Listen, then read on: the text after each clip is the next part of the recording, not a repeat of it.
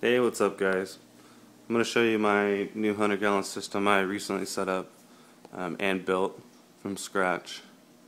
Now, I purchased the 100-gallon acrylic tank on Craigslist. It came with a stand.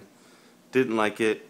The bottom part of the stand itself was just too small for the system I wanted to set up with a 55-gallon sump. So I trashed it and started from scratch. Built it all from MDF, 3/4 inch MDF. Weighs a ton. Definitely not going to have an issue holding any weight. Here is the internal overflow box I built. I just got some acrylic from, it's called Tap Plastics in my area. Quite pricey, but you gotta do what you gotta do. You can see I have two outlets, one on each side. On the top I routed, let me try to get a good shot for you. I'm doing all this on my iPhone, so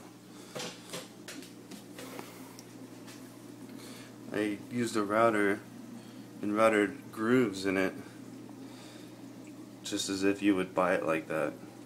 Worked great. Here are all my pipes.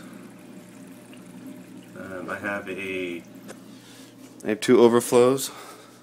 I have a main overflow that I have on a valve, and then I have my backup overflow just in case if anything happens to the main.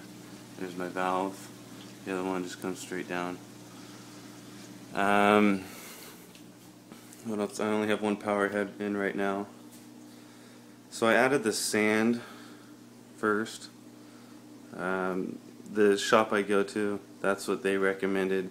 Everything that I've read says to add the rock first. I think what I'll do is move some of the sand and just try to get the rock down to the bottom of the tank so it's nice and stable and nothing can dig underneath it and everything come crashing down. The lights I have right now are just T5s. They have LEDs. Just I can turn them on for you. Turn these off. LEDs and then the two blue lights. So pretty nice. I think I'll use them and get some metal halogen lights. Probably two metal halogen lights and try to fit them in there. If I even said that right. Still new to the hobby, so this is all just the research that I've done, and I don't have any personal experience. But here we come down to into a 7-inch sock. I built a bracket for the sock. The only flaw I think this might have is when I remove the sock, the debris that it did catch, it will be submerged in the water. The top of the sock will. So I might have to change that. You know, at least it'll get me going. See how it works. I put an air valve on top, and this controls the how much air is going in. It reduces the noise, which my system is really quiet. I don't know how I did it so quiet, but you can't hear a thing besides the pumps. And with the doors on, you can't even hear that. So here's my skimmer. I don't really have it up right now. I just cleaned it out. Still trying to play with it. There it comes. So it actually works pretty good. We'll see when we get fish in there and some coral anemones how it actually filters the system. Might need to upgrade. And my refugium. No, let's take a back step. The divider. A lot of people run maybe 2 or 3 sets of dividers. I only ran one. That's the way I saw it on New York Stilo's sump. It actually works really good. There's no air bubbles whatsoever coming in to the second chamber. I have a light, just like a 20-inch T5 light. I have it down right now so you can see. I just have a little pump keeping the motion going in my heater. And my overflow right here, we have a sponge, which is held up by acrylic that I routed holes through. And then the same thing, I routed holes, there's slits right here, the water just drains off. And there's my return pump. My electrical is a rat nest right now. I really haven't decided what I want to do with it. I just kind of simply labeled them so I know, which wire is which. We'll see how that goes. Make sure if you build your own system, you put a check valve so that the water can't come back through in a siphon when you shut your system down. Actually, I'll shut it down for you and see what happens. Sump pump. You can see the water coming up.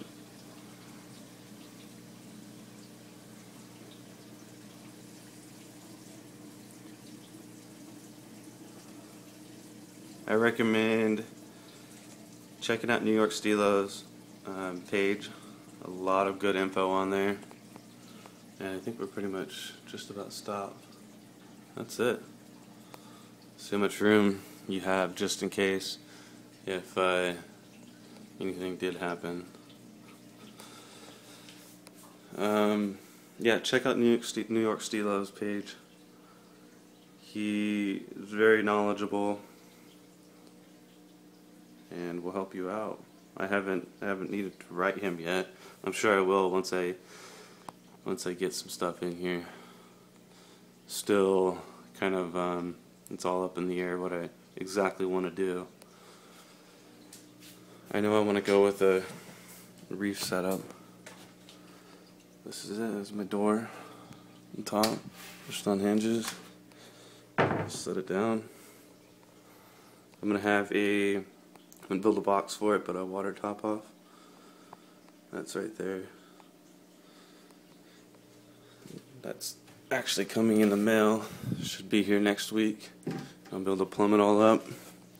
I've been having to add water by hand, and it's kind of a pain. It gets too low, and then my pump, I don't want it to get hot. That's just asking to blow it up. I can show you the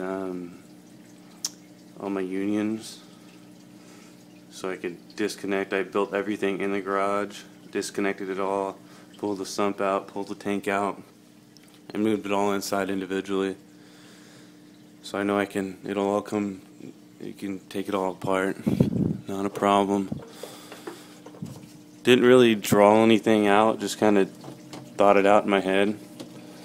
Seemed to, I don't know how it worked out, but it did. Lucky, I guess. This is it. If you guys have any questions, just ask. Here are the doors. The way I built my doors is easiest just to put a magnet on it. It's pretty simple. Don't really have to pull them out, pull them off too often.